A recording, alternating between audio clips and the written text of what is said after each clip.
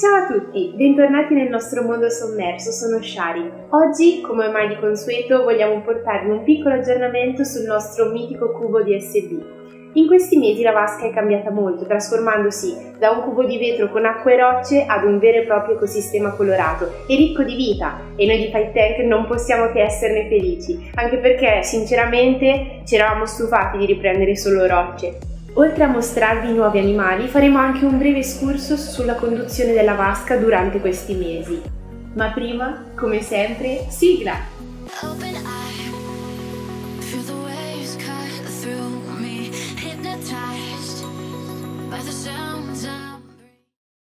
Eccoci quindi dopo circa 8 mesi dall'allestimento.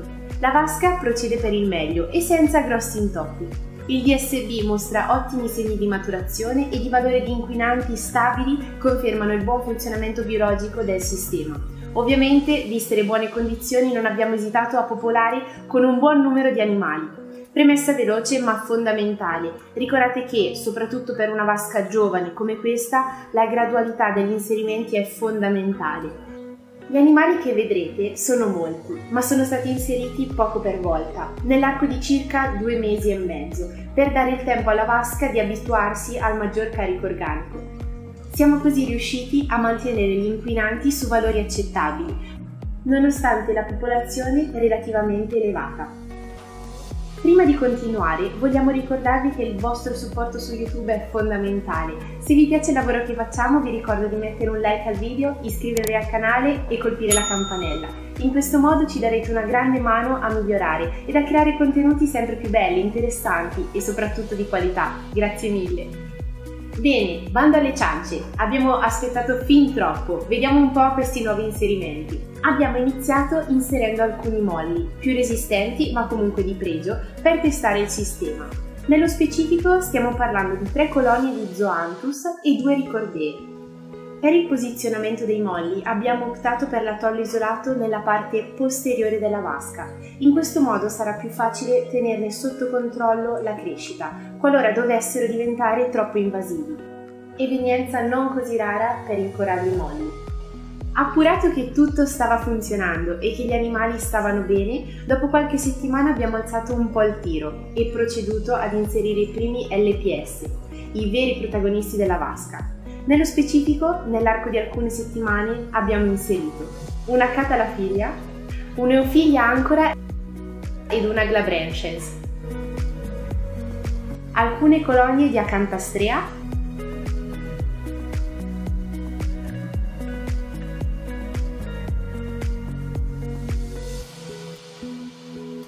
alcune Caulastree, una Plerogira e una colonia di Favites. Di pari passo con l'inserimento dei coralli abbiamo iniziato anche con i pesci, sia per dare finalmente un po' di movimento alla vasca, ma anche e soprattutto sporcare un po' l'acqua ed aiutare il DSB nella maturazione.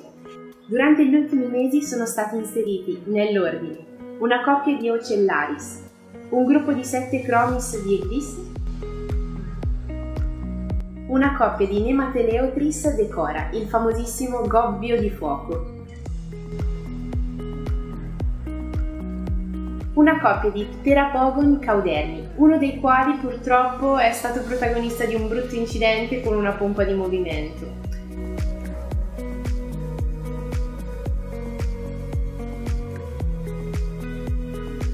Un magnifico Acreitis tomentosus. Per chi non lo sapesse, questo pesce si nutre di aiptasie e nella nostra vasca si sta dimostrando incredibilmente efficace.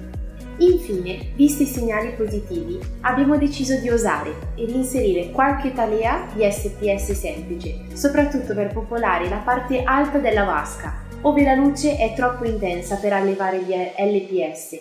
Nello specifico abbiamo inserito una Montipora digitata,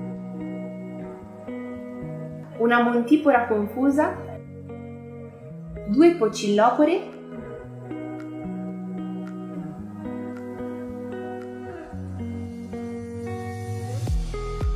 e una Seriatopora caliendrum. Vogliamo ora spendere 2 parole sulla gestione, ovvero sulle operazioni che effettuiamo regolarmente per mantenere la vasca in salute. L'idea è quella di creare una piccola to-do list, ovvero un elenco di cose da fare regolarmente per mantenere un acquario marino in salute. Vi ricordiamo però che ogni vasca è differente. Il nostro planning potrà sicuramente essere utile come punto di partenza, magari per chi sta iniziando, ma sarà poi compito di ogni acquariofilo, sperimentando con pazienza, riadattarlo secondo le proprie esigenze. Se siete agli inizi, non possiamo fare altro che suggerirvi di studiare e di informarvi il più possibile. Solo questo fa la differenza tra una gestione di successo ed un disastro annunciato. Iniziamo quindi. Giornalmente ci dedichiamo ovviamente all'alimentazione dei nostri amici pennuti. Alimentiamo i pesci 2-3 volte al giorno, alternando mangimi di marche e composizioni differenti. Una volta ogni 2 giorni circa somministriamo Artemia liofilizzata, soprattutto per l'esemplare di Cauderni, che ancora fatica a mangiare il granulato.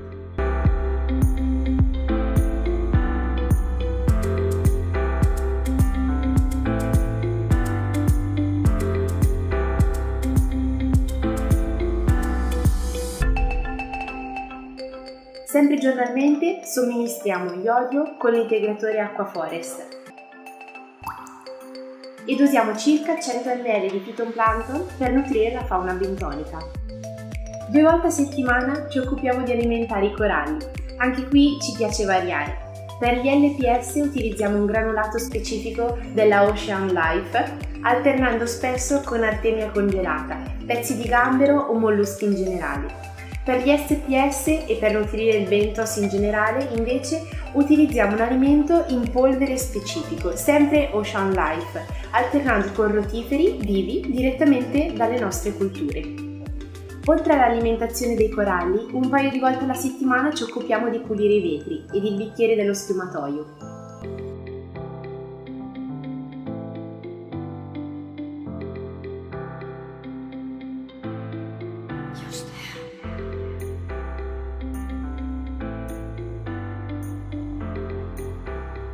Per i cambi d'acqua preferiamo la filosofia tanti ma piccoli, quindi una volta a settimana effettuiamo un cambio del 5% circa, in modo da rimuovere gli inquinanti in eccesso ed integrare gli oligoelementi necessari, senza però causare sbalzi eccessivi all'interno del sistema. Oltre ai cambi, settimanalmente ci occupiamo di riempire la vasca di Rabbocco con acqua d'osmosi.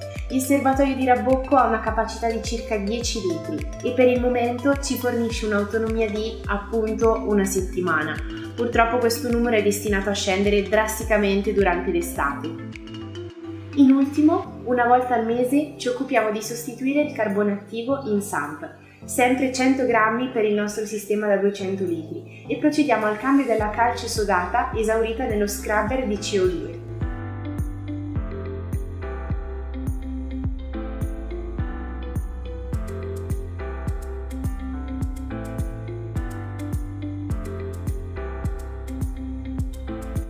Bene, anche per oggi abbiamo concluso con gli aggiornamenti. Se siete interessati all'allestimento ed al mantenimento di un acquario marino, vi ricordo di non farvi scappare gli altri video della serie Obiettivo DSB, dove potete trovare tutte le informazioni ed i consigli necessari. Inoltre, se avete domande o dubbi, vi ricordo di lasciarci un commento, saremo felici di rispondervi. Noi, come sempre, ci vediamo tra 2 settimane con un nuovo video. Un salutone a tutti da Shari. Ciao!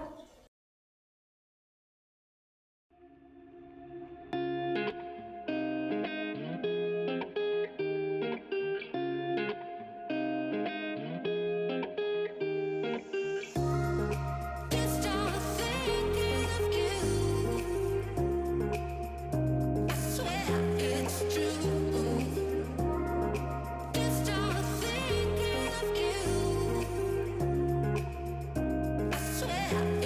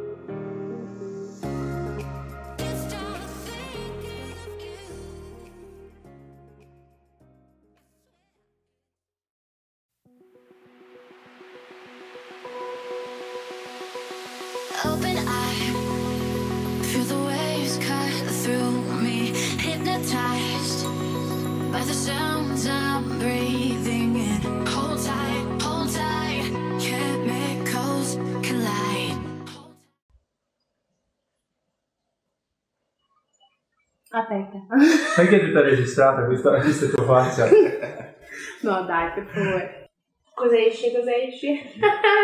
Ah, io lo metto nei titoli di coda e vedono che sei una cattiva È ragazza. vero. Mannaggia l'eufilia.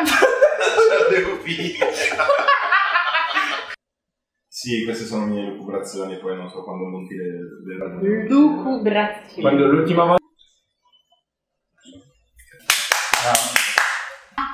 Mi serve un altro chuck per svegliarmi, magari quello. Queste puttanate. Arrivo.